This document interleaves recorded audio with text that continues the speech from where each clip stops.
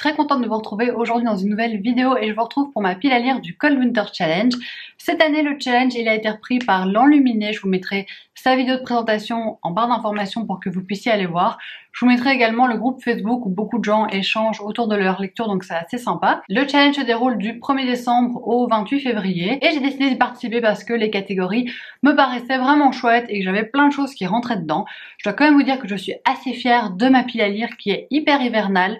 Donc même si les catégories ne le sont pas toujours, moi j'ai essayé de trouver que des livres assez hivernaux. Et au final je trouve que j'ai une très bonne pile à lire. Petite parenthèse avant de commencer directement la pile à lire, je voulais vous dire que cette année, comme les 2 années précédentes, je vais vlogger pendant tout le mois de décembre. Donc je vous ferai des weekly vlogs où vous pourrez suivre mes lectures au fur et à mesure. Donc à ce moment-là, il n'y aura pas trop de vidéos point lecture, etc. Ce sera principalement des vlogs sur la chaîne. Désolée si vous n'aimez pas ça, mais je pense qu'il y en a beaucoup qui apprécient quand même. Et donc les lectures dont je parle, il y en a certaines dont vous entendrez parler uniquement en vlog et pas en point lecture. Maintenant trêve de blabla, on commence avec les catégories du challenge et avec les livres que j'ai mis dedans. Le premier menu, c'est le menu La Magie de Noël et la première catégorie, c'est Under the Mistletoe. Et là, c'est tout ce qui est romance de Noël. Je pense que c'était aussi livre feel good qui se passe à Noël, au Nouvel An, à l'Avent. Et j'ai décidé de mettre une romance de Noël. J'en avais lu une l'année passée. Je vais en lire une cette année. C'est Noël et préjugés par la team Romcom. C'est plusieurs autrices qui ont écrit des nouvelles. Et moi, je suis vraiment pas trop histoire de Noël. Même les téléfilms de Noël, etc. J'en regarde pas. Je regarde quelques films de Noël qui sont des incontournables pour moi comme The Holiday par exemple ou Love Actually, mais j'ai pas du tout ce truc à vouloir regarder les téléfilms sur TF1 par exemple qui passent tous les jours. Mais je me suis dit des petites nouvelles de Noël ça peut être sympa, et puis si j'aime pas c'est quand même très court et je me dis que dans le lot il y en aura sûrement une que j'aimerais peut-être bien. Ça je vais les lire au fur et à mesure du mois de décembre, pas tout lire d'un coup. J'espère qu'il y en aura au moins une qui me plaira dans le lot et qui sera pas trop cucu, mais on verra. De toute façon je vous en reparlerai. La deuxième catégorie c'est la catégorie raclette, famille, amis, secrets. Là j'ai la saga qui convient parfaitement pour cette catégorie, c'est la saga des Neshoff de Anne Beragd. J'ai déjà lu les 2 premiers tomes et j'ai le tome 3 dans ma pile à lire qui s'appelle L'héritage impossible. Bon, j'attends toujours l'hiver pour lire cette saga, manque de bol, ici dans le résumé j'ai vu chaleur torride. Ça colle pas trop, mais si j'ai le temps, j'ai aussi le tome 4 qui là est pour le coup bien plus hivernal, c'est L'espoir des Neshoff. Ici, c'est une histoire qui se passe en Norvège avec une fratrie qui a été assez divisée et la mère de famille va mourir, ce qui fait que les fils vont revenir à la maison de leur enfance et plein de secrets vont éclater. C'est assez sombre comme saga, mais j'aime vraiment beaucoup. Donc j'ai hâte de continuer ça. Et la dernière catégorie de ce premier menu, c'est la danse de la fée dragée. Là-dedans, c'est rêve, univers onirique, fantaisie, fantastique. Je suis partie sur de la fantaisie, de la bonne... Ouh, j'ai failli tout tomber. Je suis partie sur de la bonne grosse fantaisie parce que j'ai choisi L'Assassin Royal de Robin Hobb. C'est la première époque et ça fait plus de 1100 pages. Donc, c'est un livre qui me fait un petit peu peur. En plus, c'est écrit tout petit. Ça me fait peur parce que c'est de la grosse fantaisie pure et dure, fantaisie adulte, mais en même temps j'ai entendu que du bien de cette saga. Et en plus j'ai vu que c'était un royaume balayé par les vents, que Robin Hobb avait grandi en Alaska, enfin bref, je me dis l'hiver va forcément être présent là-dedans. Et puis je crois que c'est vraiment une très chouette saga, mais il faut que je me motive à la lire. En plus je trouve cette intégrale juste trop belle, j'adore le travail éditorial. J'espère que j'aimerai. Vraiment, j'espère tellement aimer. On peut passer au deuxième menu. Le deuxième menu, c'est hiver mystérieux. Et la première catégorie, c'est Yule. Là, c'est la mythologie, les légendes, les divinités. J'avais qu'un livre dans ma pile à lire et il était déjà dans ma pile à lire du Pumpkin Autumn Challenge et je l'ai pas lu. C'est Circé de Madeline Miller. Pour le coup, en fait, je me rends compte que quand j'ai le choix dans une pile à lire, je ne le sélectionne pas. Parce qu'il me fait peur, parce que j'ai peur de pas aimer, je suis pas hyper fan de mythologie.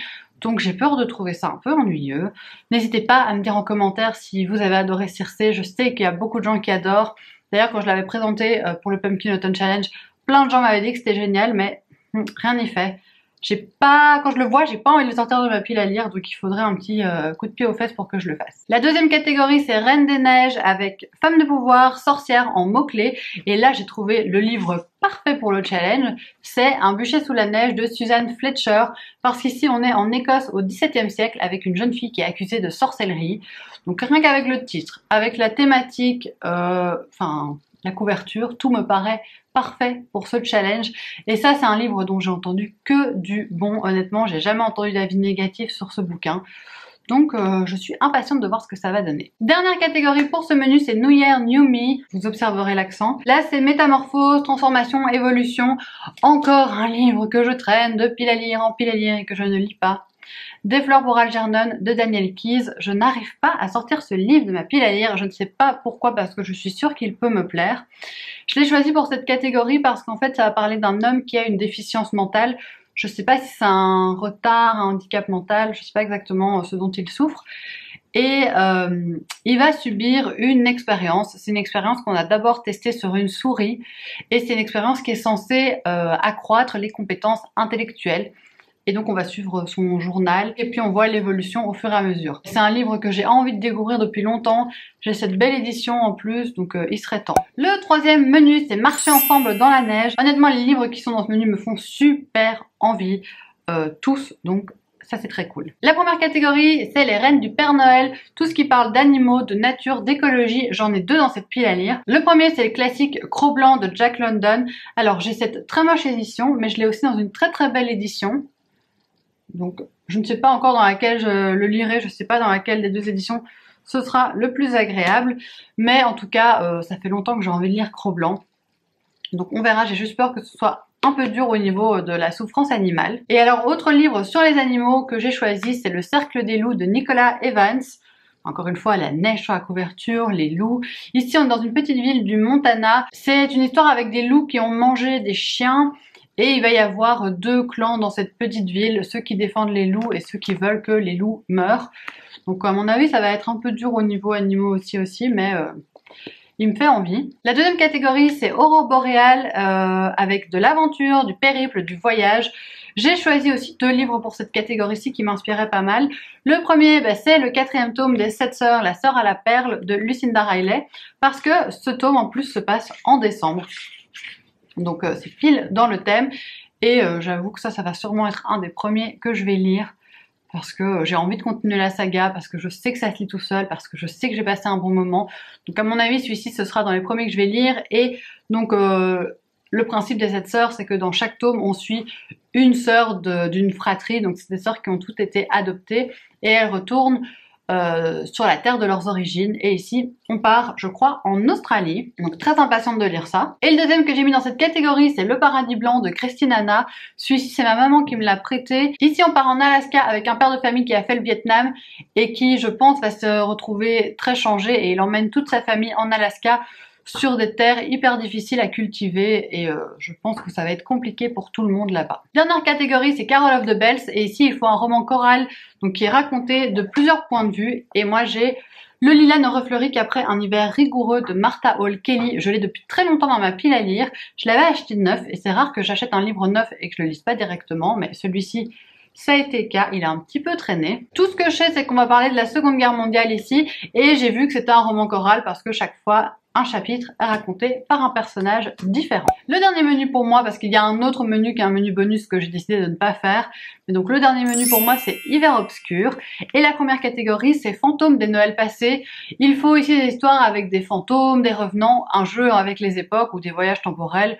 J'ai choisi le plus simple, le jeu avec les époques, donc un jeu passé-présent. Et j'ai choisi Un manoir en Cornouailles de Eve Chase, parce qu'ici on va avoir l'histoire d'un manoir sur deux époques. On est à la fois en 1968 et à la fois à notre époque. Et on va suivre en 1968 l'histoire d'une famille qui venait tous les étés dans le manoir avec leurs enfants. Et il s'est passé quelque chose de spécial. Donc c'est toujours un genre d'histoire que moi j'aime beaucoup, donc à mon avis ça devrait me plaire. Ensuite on a Frissonner sous un plaid où il faut de l'horreur, de l'épouvante, du thriller. J'ai pris un petit thriller, j'ai pris La fille dans le brouillard de Donato Carisi. Je savais pas quel thriller choisir dans ma pile à lire et puis j'ai vu que celui-ci se passait à la période de Noël, donc parfait, je vais le lire d'office en décembre celui-là. On y suit l'histoire d'une jeune fille qui a disparu la veille de Noël. On ne sait pas si elle a été kidnappée, si elle a fugué, si elle a été assassinée et l'enquête va être menée par un flic qui est extrêmement médiatisé apparemment et qui est un peu une star dans la police. Et c'est un petit thriller hyper court, il fait combien de pages ? 345 pages, donc je crois que ça va se lire très vite. Donato Carisi, j'ai juste lu Le Chuchoteur pour l'instant. donc j'ai envie d'en découvrir plus. Et celui-ci, je pense que j'en avais entendu de bons échos. Dernière catégorie et donc dernier livre de cette pile à lire, c'est La Nuit du Solstice, donc il faut un livre de moins de 300 pages. J'ai choisi un livre que je ne retrouve pas dans mon appartement. Alors là, je ne sais pas ce qui s'est passé, je ne sais pas du tout où je l'ai mis, alors que je vis pas non plus dans un 500 mètres carrés. Je sais pas où il est, je vais le retrouver. C'est Agnès Grey de Anne Bronte. C'est la seule des sœurs Bronte que je n'ai pas encore découverte à ce jour. Et Agnès Grey, ça va être l'histoire d'une jeune gouvernante dans une famille. En général, dans les livres des sœurs Bronte, on est quand même bien dans une ambiance hivernale, on est dans les Landes, c'est balayé par le vent, il fait pas hyper bon vivre souvent, donc je me dis que ça peut rentrer dans cette catégorie. Il fait 270 pages, quelque chose comme ça, et ça fait longtemps que j'ai envie de le découvrir, mais bon, il faudrait que je le retrouve avant toute chose. Et voilà, c'est tout pour cette pile à lire, j'espère que ça vous aura plu. N'hésitez pas à me dire si vous participez au challenge, si vous avez des livres en commun avec moi, qu'est-ce que vous lisez en ce moment, et moi je vous retrouve très bientôt dans une prochaine vidéo. Gros bisous!